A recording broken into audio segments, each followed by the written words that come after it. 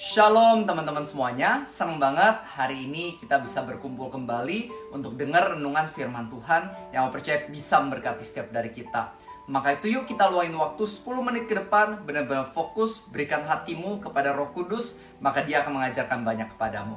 Mari kita mulai dengan doa.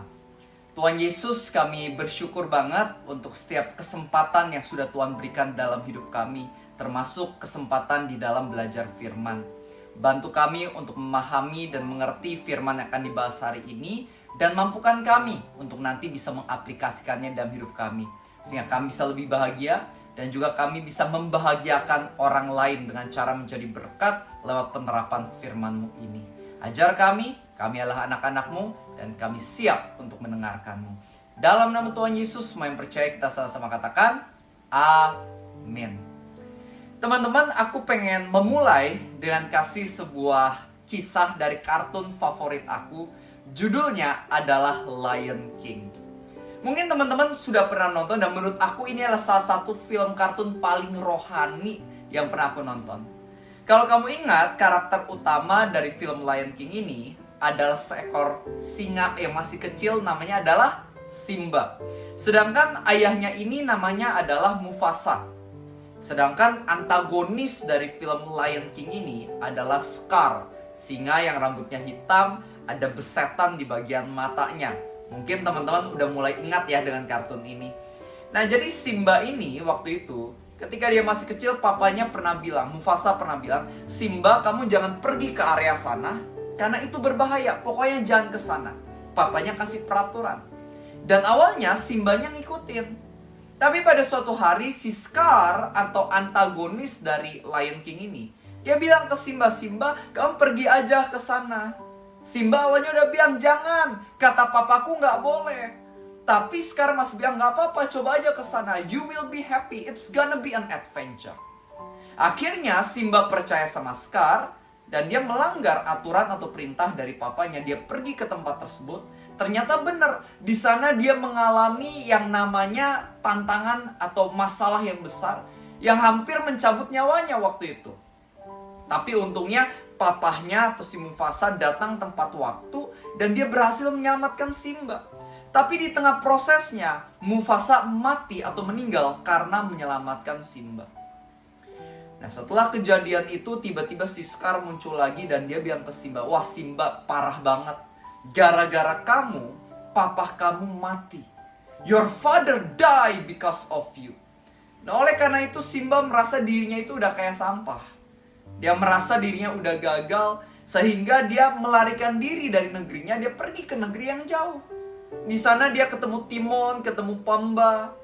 Dan akhirnya pada suatu hari dia ketemu dengan seekor monyet bijaksana, namanya adalah Rafiki, yang warna biru pakai tongkat itu. Dan Rafiki bilang kepada Simba, Simba, I know your father. Your father is alive. Aku tahu papamu dan papamu masih hidup.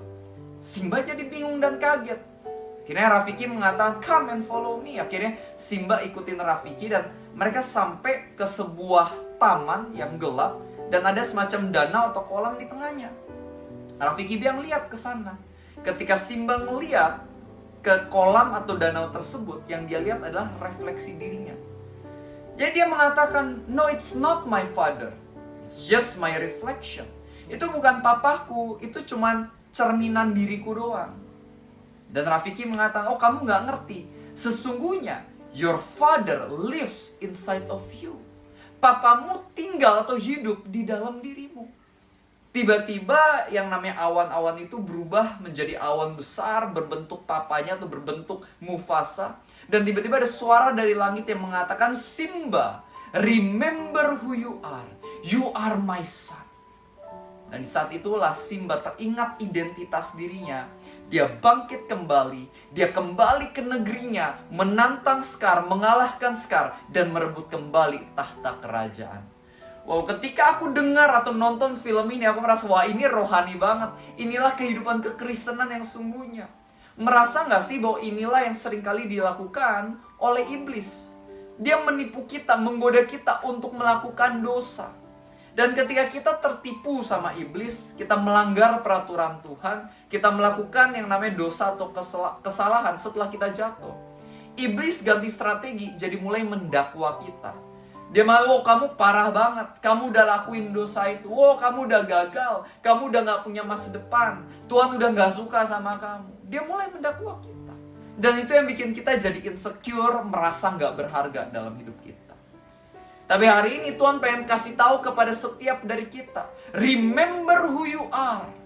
Ingat siapa dirimu, kamu adalah anak-anaknya Tuhan. Ingat bahwa kita diciptakan dengan potensi yang besar. Ingat bahwa Tuhan sayang sama kita. Saking kita berharga di mata Tuhan, Dia rela tinggalin surga, datang ke dunia, serahkan nyawanya untuk menebus dosa-dosa kita.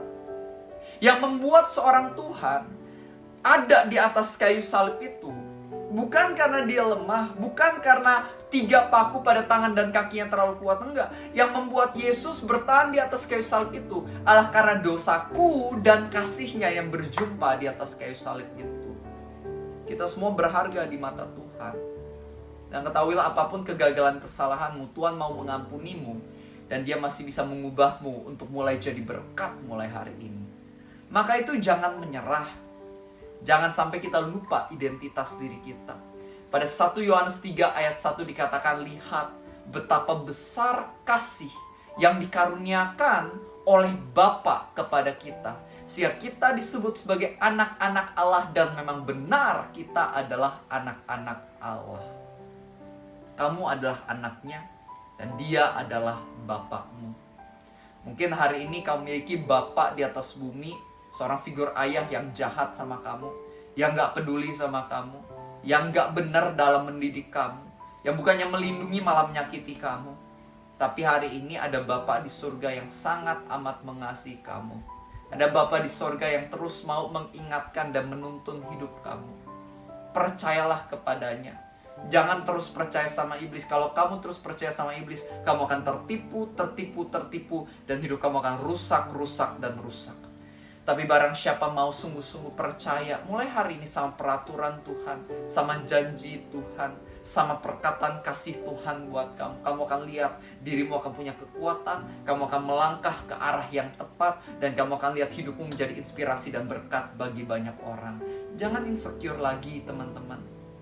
Maka itu mulai hari ini setiap hari spend time sama Tuhan. Karena satu-satunya cara kita bisa semakin percaya ketika Tuhan ngomong I love you, semakin kita bisa percaya janji Tuhan adalah kalau kita beneran kenal. Kalau nggak beneran kenal, sulit untuk percaya. Tapi semakin dekat, semakin intim, semakin kenal, lebih mudah buat percaya. Aku kasih sedikit perumpamaan simple dan sederhana. Bayangkan, kalau misalnya ada seorang yang kamu nggak kenal, abang-abang di pinggir jalan kasih kamu coklat tiba-tiba. Kamu makan nggak coklatnya? Pasti ragu juga ya, ini beneran coklat nggak nih? Isinya jangan-jangan aneh-aneh segala macam. Kita akan lebih deg-degan, benar nggak sih?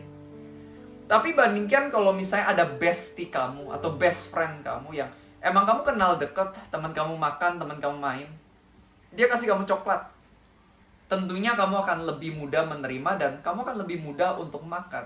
Karena kamu percaya sama dia, dia adalah teman kamu kenal. Benar nggak sih? Jadi semakin kamu kenal seseorang, semakin kamu bisa percaya orang tersebut. Begitu pula dan hubungan kita sama Tuhan, seberapa sih kita kenal sama Tuhan, itu akan menentukan seberapa kita bisa percaya kepadanya. Spend time sama Bapamu di surga, kan sungguhnya Dialah yang sudah terlebih dahulu mau kok meluangkan waktu, and He is very excited to spend time with you. Amin. Mari kita tutup dalam doa. Bapa yang baik, kami bersyukur untuk firman-Mu. Terima kasih Engkau sudah mengingatkan kami kembali bagaimana di dalam kehidupan kami gak perlu jadi orang yang insecure, melainkan bisa menjadi orang yang secure.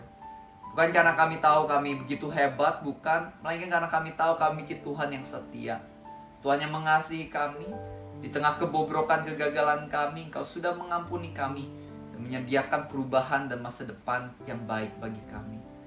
Tuhan, tolong buka hati kami, buka mata kami. Mungkin ada beberapa di antara kami yang sampai hari ini sulit buat percaya sama Tuhan.